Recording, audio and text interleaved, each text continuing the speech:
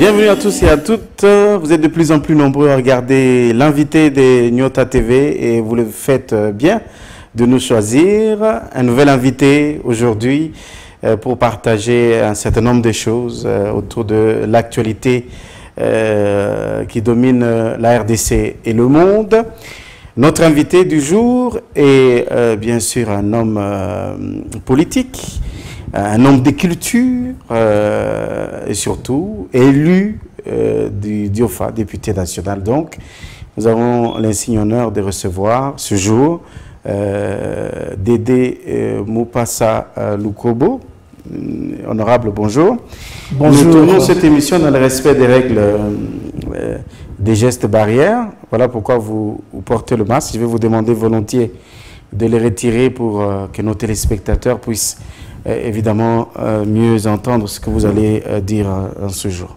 Merci bien, merci, bonjour à vous et bonjour à tous les téléspectateurs qui aiment bien voir vos émissions à succès, hein, avec des invités de qualité. Je pense qu'on sera à la hauteur.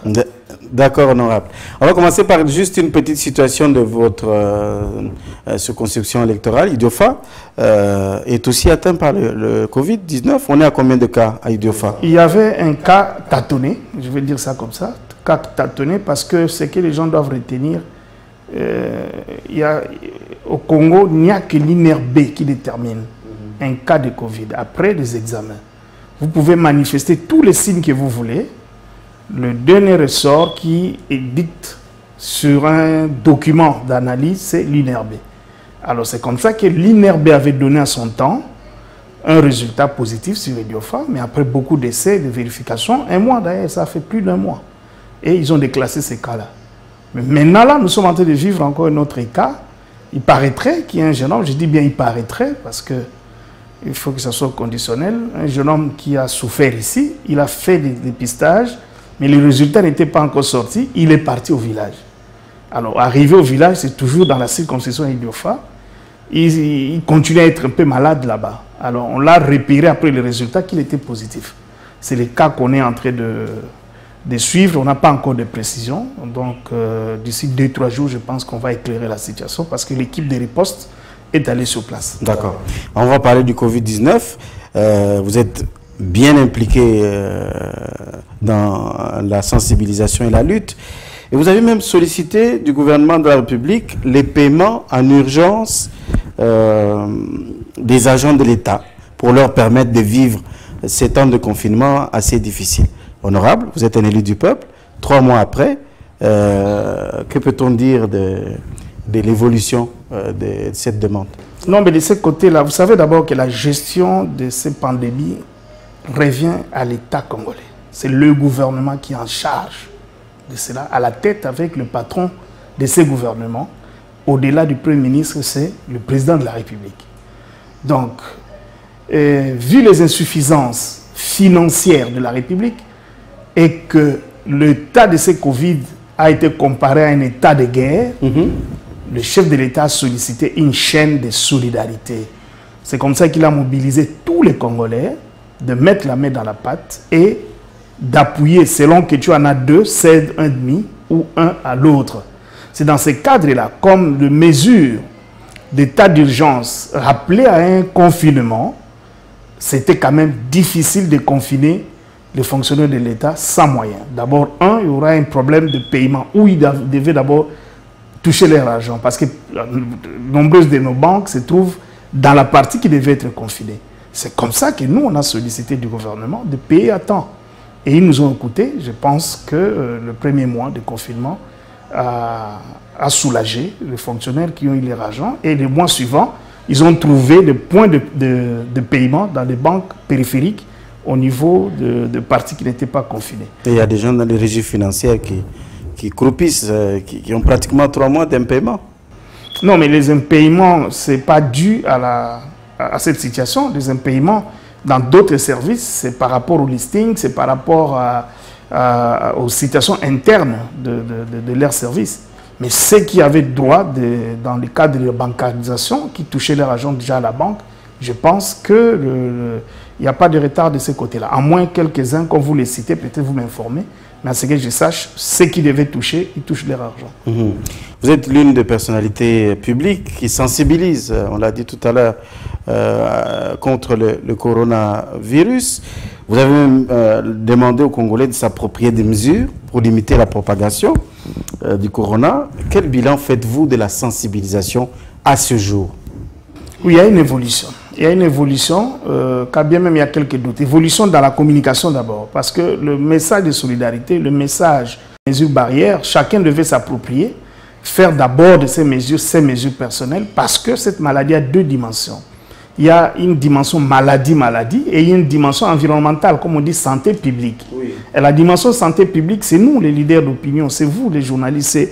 Tout un chacun devait se protéger d'abord. Et ça, c'est passé quand même, le message. Et le côté malade, il pose un problème de communication parce que l'opinion ou la population veut voir des malades, veut voir des cadavres. Comme dans des coins où le plus grand nombre de la population habite, ils n'ont pas encore de cas de malades qui les quittent, hein, qui meurent. Ça pose un peu de problème.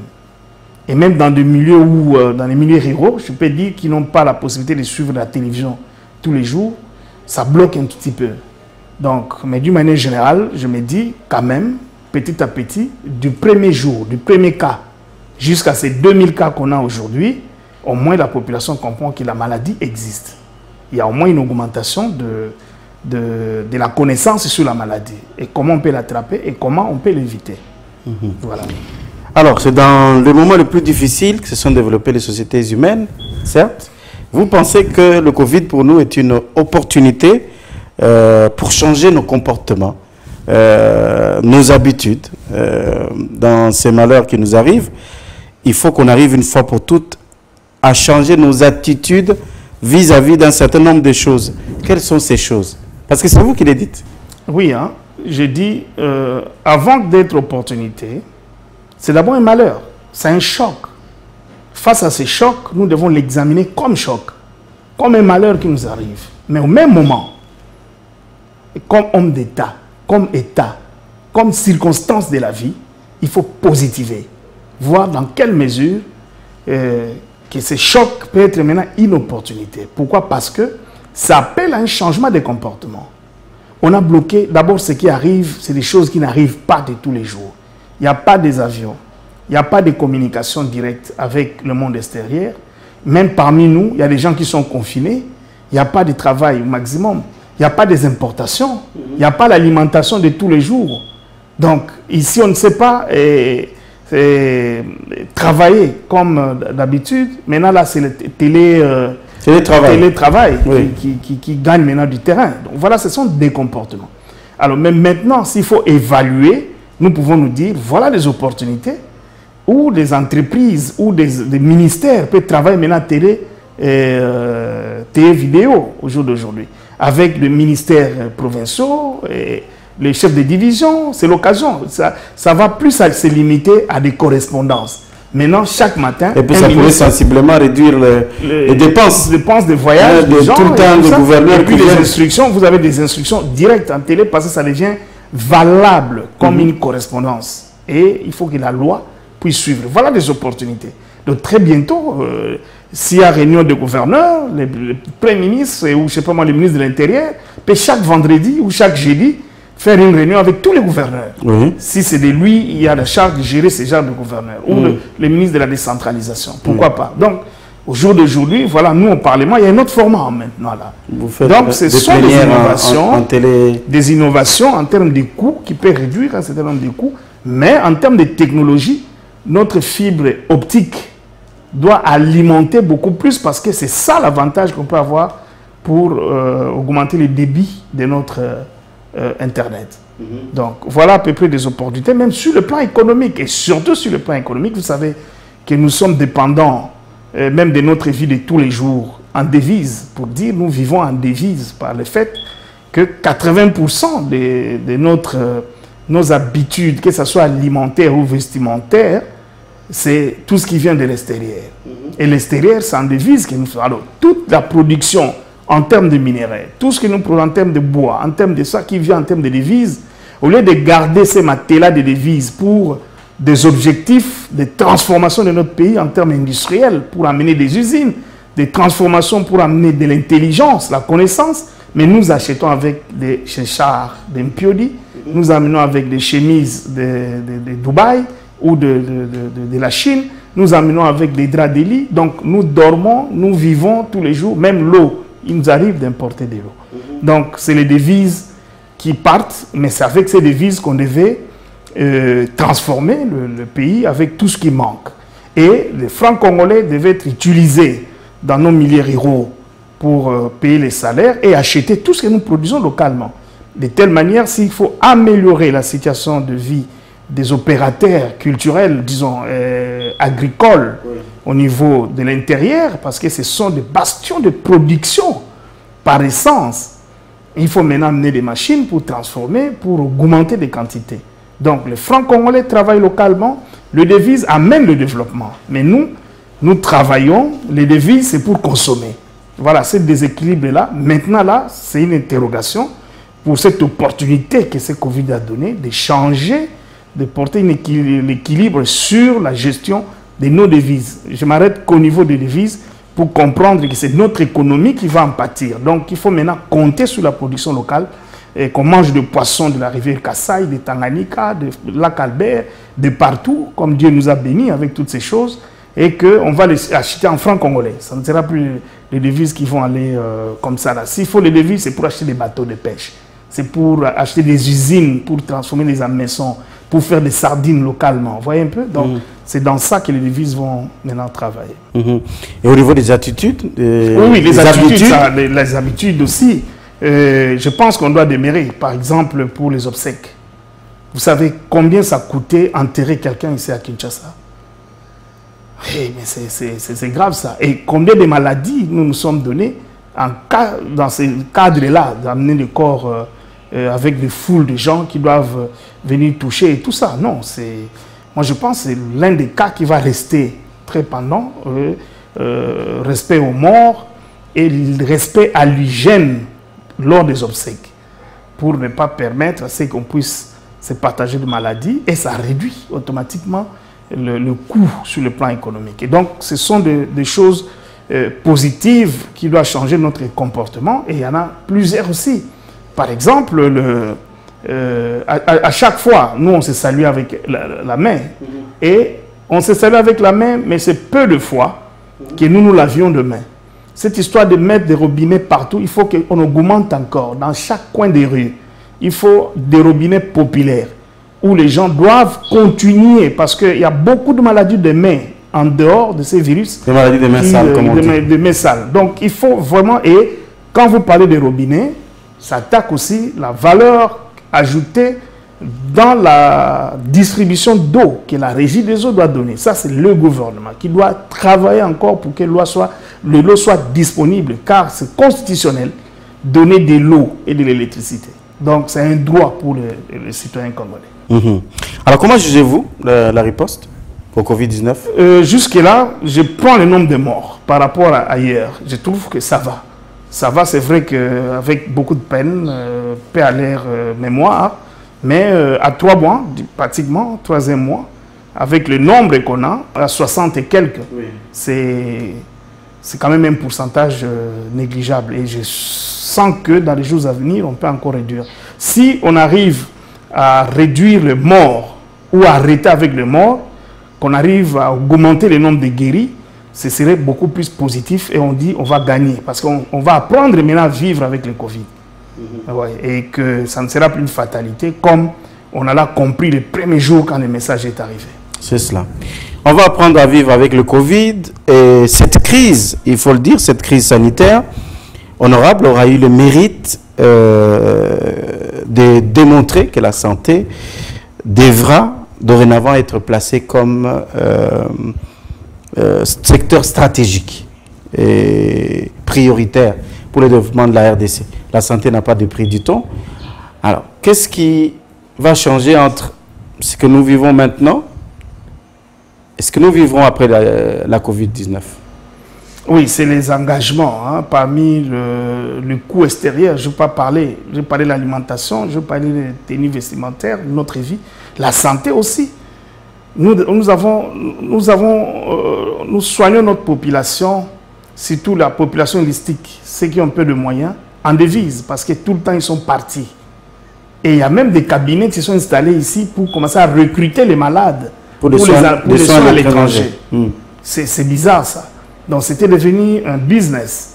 Le tourisme médical. Ça, au Maroc, vous allez à du tourisme médical, vous allez en Tunisie, on a organisé ce genre de choses. Donc nous devons prendre ces cas-là, la santé dans la globalité et le faire comme priorité parce que santé comme globalité, l'individu, l'homme, reste la valeur parce que c'est de l'énergie du développement. Le développement avec un peuple qui est malade tout le temps, ça vous empêche d'aller de l'avant. Vous avez vu ce Covid, quelques poussières de virus qui dérangent toute la nation, 80 millions d'habitants ou 100 millions d'habitants, mais jusqu'à là nous sommes à 2000, mais ça paralyse. D'ailleurs, ça avait paralysé déjà qu'on avait un seul cas. À 5 cas, tout ne marchait plus. Voilà. Donc la maladie, effectivement, je suis d'accord avec vous, et maintenant c'est dans le budget, dans la production. Alors, mais au même moment, nous devons rendre accessible l'accès aux soins. Il ne suffit pas d'avoir une performance dans la santé, mais il faut aussi que l'accès soit facile. Le Congo évolue toujours à 2 vitesses. Il y a le Congo urbain et le Congo rural. Le Congo rural est abandonné à sa triste, comment on va dire, à sa triste charge. Parce que c'est le Congo rural qui consomme le poids de l'économie du pays. Pendant que c'est eux qui, qui sont des producteurs énormes, qui donnent tout ce qu'il y a comme production locale. En ces termes, il faut vraiment qu'on puisse renverser cet équilibre.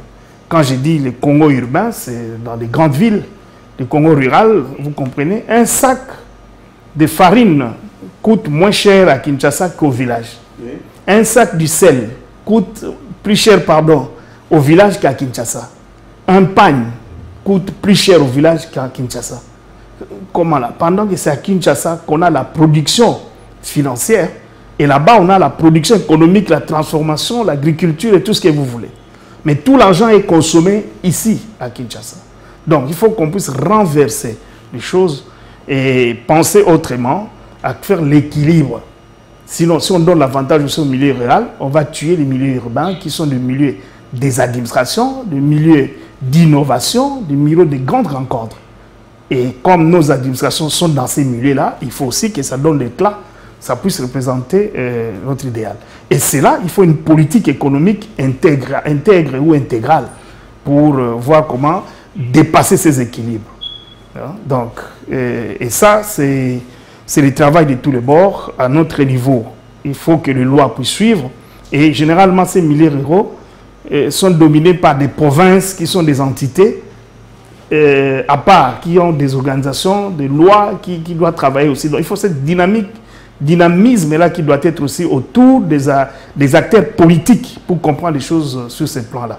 Sinon, ça ne sert pas. Il faut que plus vite possible qu'on réfléchisse un nouveau monde, un nouveau Congo qui soit à une seule vitesse. Quand on produit une boîte de tomates à Goma, que cette boîte de tomates ait le même prix à Kasumbalesa. Comment? Parce qu'ailleurs, c'est la même chose. Si vous êtes en Afrique du Sud, c'est le même prix pour toute la République. Et ça appelle à ranger des routes. Ça s'appelle à ranger les dépôts de distribution. Hein, le système de distribution de tout ce qu'on produit. Alors, il y a 4 zones économiques chez nous. Il faut savoir installer toutes ces choses-là. C'est pour cela qu'il y a des déséquilibres. Quand on produit du ciment au Bas-Congo, du sucre au Bas-Congo, on veut protéger cette usine. C'est comme si on doit protéger l'usine dans toute la République, parce que c'est un seul arrêté qu'on va prendre qui va mettre en décadence la population de Ouéouélé ou de Kasumbalesa ou du Biofa, je ne sais pas moi, vous voyez. Mais maintenant, si la production est équilibrée, il y a un très bon plan du développement économique avec des routes modernes. Quand je dis les routes modernes, ce n'est pas des routes améliorées, standards modernes, non. Les routes modernes qui intègrent la nouvelle économie. Parce que jusqu'à aujourd'hui, toutes les voies que nous avons, la logistique que nous avons, c'est la logistique coloniale. Nous ne l'avons pas encore adaptée à notre vision de réunir notre pays. Sinon, on quitterait Bas-Congo et on arriverait à Kisangani, on fait un tour, comme le fleuve Congo le fait. On n'a pas fait de suivi de cette lien naturel que le fleuve Congo nous a donné. Ok. Donc, rester chez vous veut dire également s'occuper de toutes ces choses-là, notamment la santé et puis tous les éléments oui, économiques. Rester chez vous, c'est ça maintenant qui doit caractériser l'après-Covid. Rester chez nous, là, les nous, c'est plus les nous de la maison. Rester chez nous, c'est les nous de la République. Oui. Et quand vous restez chez vous, les nous de la République, c'est pour avoir tout ce que vous avez. Donc, arranger, améliorer la qualité de la santé, voilà, rester chez vous. Chez vous. Voilà. D'accord. Alors, on va parler évidemment de ce que le Covid va créer dans le tout prochain jour. C'est peut-être l'occasion pour nous, honorables, de tourner une nouvelle page et surtout de repenser aux valeurs. Est-ce que cette épidémie pourrait nous aider à repenser aux valeurs? Ah mais oui, hein, je pense que j'ai énuméré un certain nombre de choses qui entrent dans cette ligne de choses-là. Repenser aux valeurs, il faut définir d'abord ces valeurs. Il faut s'engager dans ces valeurs. Hein, et dans chaque strate, que ce soit moral, que ce soit des valeurs sociales, que ce soit des valeurs économiques et des valeurs scientifiques. Vous avez vu, on a avec Madagascar, ça c'est des valeurs scientifiques pour la reconnaissance de médicaments. Oui. On ne va pas rester éternellement dépendant de médicaments faits par les autres. Rester chez nous veut dire valoriser notre médecine traditionnelle. Et c'est une valeur. Et c'est ces valeurs-là, que ce soit la valeur morale, c'est comment accéder à cette technologie. Ça ne veut pas dire qu'on va fermer, rester chez nous ne veut pas dire fermer les frontières. Non, non, non, non, non. Travaillons pour nous-mêmes d'abord, et c'est l'excédent qui va aller ailleurs. Tout ce qui nous manque, nous contingentons, et nous allons voir qu'est-ce qu'on peut récupérer ailleurs. Et nous devons changer le système alimentaire. Par exemple, chez moi, à Idiofa, ou au Kouilou, généralement, nous mangeons la chikwang, le manioc qui est aliment de base. Mais aujourd'hui, avec les nutritionnistes, ils peuvent nous dire quel est l'apport du manioc pour être alimentation de base de toute une communauté.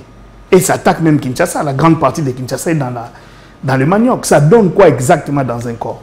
Aujourd'hui, il faut faire des mélanges. Vous avez suivi le professeur que je salue, je rends hommage à Mbemba Théophile. Oui, Théophile Mbemba, oui. Comment il a dit que l'alimentation était déjà le médicament. Mais si l'alimentation détruit déjà les corps ou ne donne pas des avantages dans les corps, c'est de notre devoir de trouver d'autres mécanismes, de faire des propositions d'alimentation faciles, moins chères, et qu'on peut ramasser, qu'on peut trouver autour de nous pour que ça change un peu notre comportement alimentaire. Et tout ça sont dans des valeurs. Voilà. On va revenir aux solutions tout à l'heure, en parlant des médicaments trouvés par-ci, par-là. Alors, comment vous avez vécu vous-même, en fait? Vous vivez encore le temps de confinement, honorable. C'est vrai que vous aviez travaillé en visio-conférence pour quelques séances plénières. En tant qu'homme politique, le confinement, comment vous le vivez? Non, j'ai pris aussi les risques d'aller vers le grand public, parce que c'est aussi notre rôle. Sensibiliser, donner des mesures de précaution, et ça c'était des risques qu'on a pris aussi.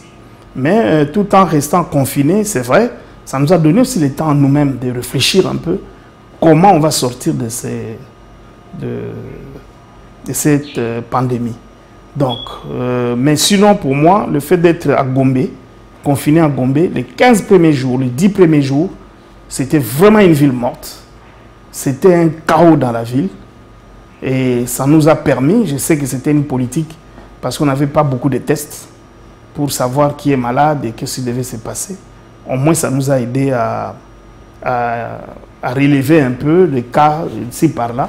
Mais c'est la période qu'on a connu beaucoup de décès, malheureusement. Et on a été victime, que ce soit ici ou au niveau de l'Europe, de membres des familles ou des amis. Occasion pour moi de rendre hommage et que Dieu puisse les recevoir dans son royaume et que c'est une partie de la vie. Parlons de l'Afrique qui trouve des solutions au Covid. Vous avez salué l'initiative de Madagascar avec le Covid Organics. Mais il y a également plusieurs initiatives au niveau du Congo, le Manacovid et d'autres chercheurs qui se bousculent à la porte de la recherche scientifique, à la porte du ministère de la Recherche scientifique et de la task force qui a été mise en place pour le Covid. Comment vous réagissez à toutes ces solutions africaines et comment on devrait faire pour essayer de canaliser ces forces pour que cela puisse aider la population de l'Afrique? Non, mais je félicite d'abord le ministre des Recherches scientifiques et le gouvernement tout entier, et sous l'impulsion bien sûr du président de la République, devoir penser à collecter ou à réunir encore les scientifiques congolais. Mais quand on dit scientifique congolais, ce n'est pas la science congolaise, ce serait la science à la congolaise. Parce que quand on les réunit, c'est pour rentrer toujours dans les standards universels internationaux. Parce que ça, c'est les premières caractéristiques de la question scientifique. Il n'y a pas de scientifiques d'une zone ou d'un pays. C'est une reconnaissance internationale. Alors, mais maintenant, il faut travailler dans ce sens-là. C'est l'optique mondiale universelle. Nous ne pouvons pas minimiser les nôtres, mais il faut les encadrer pour leur donner les standards. Aussi longtemps que les standards n'est pas encore là, ça c'est la lutte, c'est notre combat, c'est notre défi à relever. Et pour cela, il faut d'abord une reconnaissance locale, comme les Chinois l'ont fait avec une médecine chinoise. Et le nôtre doit être bien encadré, pas seulement pour le Covid, ou la Covid, pardon, mais pour tout ce qui est comme comment on dit, les sciences des médicaments. Parce que c'est une option aussi pour le Congo. Au-delà de mine, nous pouvons sortir de cette Covid plus grand parce que beaucoup de firmes pharmaceutiques peuvent revenir sur le Congo pour investir. Oui. Nous sommes la deuxième forêt après l'Amazone et les produits qu'on consomme en dehors de produits chimiques qui ne sont pas très bien conseillés pour faire le médicament, le Congo étant deuxième force forestière et de relief qu'on a, peut devenir une force mondiale en termes de la thérapeutique, en termes de la pharmacopée, en termes de médicaments. Donc ça, c'est des allures, des opportunités qu'on doit avoir. Donc c'est encourageant et il ne faut pas qu'il relaxe. Et cela est conséquent, comme la santé et la recherche scientifique, on doit sentir cela dans l'amélioration du budget. Dans l'amélioration du budget pour donner des moyens suffisants à ces institutions pour encadrer les organes qui doivent travailler pour améliorer les standards de tout ce que nous faisons localement. Vous savez qu'au Congo, nous souffrons d'une norme nationale d'abord. Des standards nationaux, on n'en a pas. Tout ce qui vient ici, c'est des étrangers qui viennent nous donner des normes, que ce soit ISO, que ce soit... C'est les étrangers qui viennent nous donner la qualité de notre production. Non, nous devons avoir notre qualité à nous et le faire opposer ou le mettre dans le réseau international, une reconnaissance des normes du Congo. Parce que nous sommes producteurs de beaucoup de produits. Et pour savoir que si ce produit-là a des normes, il ne faut pas attendre que l'extérieur vienne nous imposer. Nous avons notre qualité industrielle qu'on doit pousser pour dire, voilà, le piment produit au Congo, c'est telle qualité.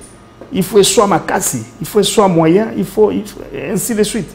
Donc on ne peut pas attendre qu'on nous dise, voilà les pourcentages, les dosages pour reconnaître notre piment. Mmh. En tant qu'élu, élu du peuple, un mot sur l'insécurité qui bat son plein. Bon, on va dire au Katanga, mais on peut aller encore plus loin, au Lualaba, Béni. Qu'est-ce que non, mais c'est dire? partout. C'est partout. Il y a l'insécurité, menace de notre souveraineté, oui. Et il y a l'insécurité interne due au comportement du banditisme de la rue et du comportement de nos forces, l'intégration du serment de nos forces armées et de la police. Parce qu'à chaque coup, que ce soit le Bombashi, c'est des armes. Et n'est pas n'importe quelle arme de guerre, dotée à la police ou dotée à l'armée. C'est quand même décevant. De ce côté-là, il y a un travail de moralisation. Et dans chaque troupe, dans chaque région, il y a des religieux qui sont là comme des aumôniers, qui travaillent encore, qu'on donne de la valeur à ces structures, parce que c'est peut-être des valeurs morales qui manquent à nos troupes qui, par la totalité, je veux dire, ceux qui désertent, ils n'ont plus la valeur de leur tenue. Ils ne savent pas à quoi s'en tenir. Mais ils demandent à ce que le travail puisse se faire. D'ailleurs, il y a une équipe de citoyenneté à l'armée qui prêche de ce côté-là, pour que vraiment la valeur républicaine revienne au rang de nos frères, parce que ce sont nos frères qui ont pris le serment de protéger des personnes et leurs biens pour le compte de la République. Et cela va permettre à ce que les uns des autres, la sécurité appelle le développement. L'insécurité fait fuir les capitaux. Et ce n'est pas bien pour nous. Moi-même, j'ai été victime, j'ai perdu un neveu à Lubumbashi. Donc, c'est quelque chose que je ne peux pas comprendre. Et j'ai suivi ça en live, en ligne. À 21h, ils sont entrés, ils sont à gauche, derrière, ils viennent de passer, ils viennent de tirer. Oh, tel est décédé. Non, mais ce n'est pas un film, la vie des individus. Ce n'est pas un film. Et de ce côté-là, c'est le gouvernement qui doit donner les moyens suffisants pour améliorer toutes ces conditions-là, que ce soit les conditions des policiers. Il faut aussi, au niveau de la sélectivité, de la formation, qu'on ne puisse pas prendre, de laisser pour compte qu'ils soient les gens qui surveillent ou qui doivent nous garder toute la nuit ou tout le long de la journée. Il faut que ce soit des valeurs, comme on a dit tout à l'heure. Donc, partout, il faut qu'on remixe et qu'on puisse un peu checker pour voir comment améliorer de part et d'autre. Nous sommes en face de l'honorable... Et surtout, quand parlons de la sécurité, ce n'est pas seulement dans les grandes villes. Oui. L'insécurité qu'il y a maintenant, parce qu'à l'époque de Koulouna à Kinshasa, beaucoup de Koulouna qui avaient pris fuite à l'intérieur du pays, mais ce sont des grands gangs de maîtres dans des petites cités. Dans des petites cités. Ils règnent à maître là-bas, avec des adjudants, des lieutenants, qui ont fait 20 ans, qui ont fait 15 ans à un seul poste, qui sont devenus des rois dans cette... Alors ça aussi, le ministre de l'Intérieur doit faire des rotations au travers du gouverneur de province pour voir les généraux. Je vis là en train de faire des tours de rotation pour sensibiliser, pour élaguer, retirer ceux qui n'ont pas le statut de policier formé pour toucher à l'arme qui est le contribuable congolais. C'est un apport d'un contribuable congolais, les tenues qu'ils mettent là, et pour tourner cela contre les mêmes citoyens. C'est pas bon. Alors, nous sommes en face de l'élu qui a initié, qui est auteur d'une loi. On va peut-être prendre le temps d'en parler. C'est vrai que la Covid est venue un peu perturber déjà le chemin qui était plus ou moins tracé. Espérons que l'Assemblée pourra examiner votre proposition de loi, on va dire ça comme ça, sur le bien-être des personnes du troisième âge, ces hommes et ces femmes qui ont servi la République, vous pensez, qui sont complètement délaissés. Où en est-on avec cette proposition de loi? Je pense que ça évolue très bien. On est en train, il ne me reste que de mobiliser les acteurs principaux ainsi que les groupes qui s'occupent des personnes de troisième âge pour qu'on se mette d'accord. Parce que c'est une loi qui va concerner...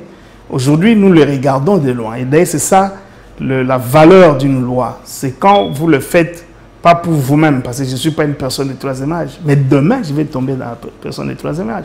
Je vais passer et d'autres vont venir. Donc, c'est maintenant que nous devons réfléchir. Et puis, si nous réfléchissons là-dedans, ce n'est pas seulement parce qu'il faut le faire au Congo, non. Au niveau des Nations Unies, c'est des recommandations qu'ils ont faites aux États de s'occuper de ces personnes. Parce que ce sont des gens qui se battent, qui construisent le pays, qui travaillent pour le pays. Et quand ils commencent à se fatiguer, il ne faut pas les abandonner, il ne faut pas encore leur demander beaucoup plus. Je vais vous donner un exemple. Quelqu'un qui a travaillé 30 ans dans un service, ou 40 ans dans un service, dans une entreprise, vous lui demandez de venir au travail toujours de 8h à 12h. Un jeune qui vient de commencer de 18 ans ou de 20 ans, il vient à la même heure. Il travaille 8 heures au travail. Vous croyez qu'ils vont donner la même production? Non. Il peut toucher son argent, mais on peut réduire le temps au travail pour ces gens-là, parce qu'il leur reste peut-être 10 ans au travail, il leur reste peut-être 5 ans au travail. Et pour les impôts, les gens qui vous ont donné des impôts, que vous avez construits, que vous avez bâti le pays, à un moment donné, il faut savoir les exonérer. S'il a eu un peu de moyens pour construire sa maison, à 60 ans, 70 ans, où est-ce que vous voulez qu'il trouve encore de l'argent? Parce que beaucoup de ce qu'il a trouvé, il a nourri avec les enfants, il a fait enseigner les enfants, et scolariser les enfants, comme on dit, et qu'à cet âge-là, il faut. Et puis en plus, il nous arrive des fois, ça c'est un peu de la morale, mais qu'on récupère pour une loi spéciale, organique, pour ce secteur. Comment voulez-vous que vous êtes là, à l'arrêt, il y a un papa, vraiment vous sentez qu'il a 70 ans, mais un jeune homme se précipite à entrer dans le véhicule, abandonner ce papa-là comme ça. Non, il faut que ça devienne infractionnel, quelque part. Il faut qu'une loi puisse guider ce genre de choses. Même les fabricants de véhicules, quand on veut acheter les véhicules ici, on doit réserver dans des places là-bas, personne de troisième âge. Comme ça, quand il entre, il sait bien s'asseoir et terminer sa dernière vie. Il y a beaucoup d'éléments d'articles que j'ai mis en place, mais ça, c'est ma façon de voir des choses au vu de la loi, comparativement avec ce qui se passe ailleurs, dans des pays qui ont déjà organisé ce genre de loi. Mais ça reste très, très ouvert au public et surtout aux spécialistes pour venir donner les rapports et qu'on puisse mettre en place une loi qui va rester pour le bénéfice de tous ces personnages qui vont atteindre ces âges-là. Et aujourd'hui, peut-être ils ont 2 ans, peut-être 5 ans, mais il faut tout préparer aujourd'hui. Honorable, on va, avant de prendre votre dernier mot, confinement, déconfinement, quel est votre avis après 3 mois? Non, moi je suis respectueux des experts. Moi je sais écouter les experts. Un pays qui n'écoute pas leurs autorités, un pays qui ne se réfère pas aux experts est voué à l'échec. Si tout le monde doit donner son avis, tout le monde doit parler parce que c'est un plaisir de parler, ce n'est pas normal. Nous avons notre comité de riposte constitué des éminents, reconnus même au niveau international. Nous devons les écouter. Mais s'il y a un apport social ou politique qui peut me demander, c'est de voir comment, dans les mesures qu'ils prennent, de l'autre côté, de faire démarrer l'économie. Il ne faut pas qu'on puisse tout étouffer parce qu'en étouffant tout, la maladie risque de prendre même la nation. Parce que quand vous êtes en crise totale, c'est fini. Vous allez rester ouvert et c'est le monde qui viendra vous donner les aides, le monde qui va, dans toutes les conditions possibles, prendre vos richesses.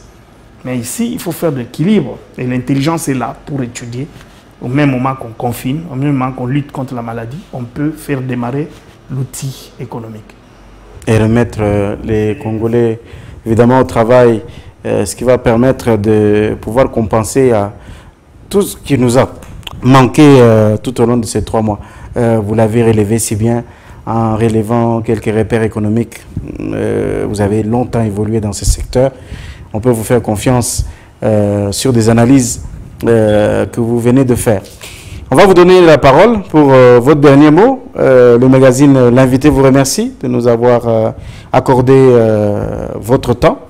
Vous allez vous adresser en regardant votre caméra à nos téléspectateurs pour qu'on termine aujourd'hui. Oui, je vais commencer par plaider d'abord pour les grands contribuables des fonds de promotion culturelle, qui sont les hommes de culture ou les entrepreneurs de l'art. C'est comme ça que j'aime les appeler. Ils seront en difficulté à la sortie. 3 mois, ce n'est pas facile. Déjà, ils sont en difficulté. L'occasion pour le recenser, ou si on les avait déjà recensés, de voir dans quelle mesure débloquer dans les fonds de promotion culturelle pour les allouer un démarrage. Et le démarrage qu'on va allouer, qu'on va donner avec une direction bien précise, c'est l'occasion de tout changer.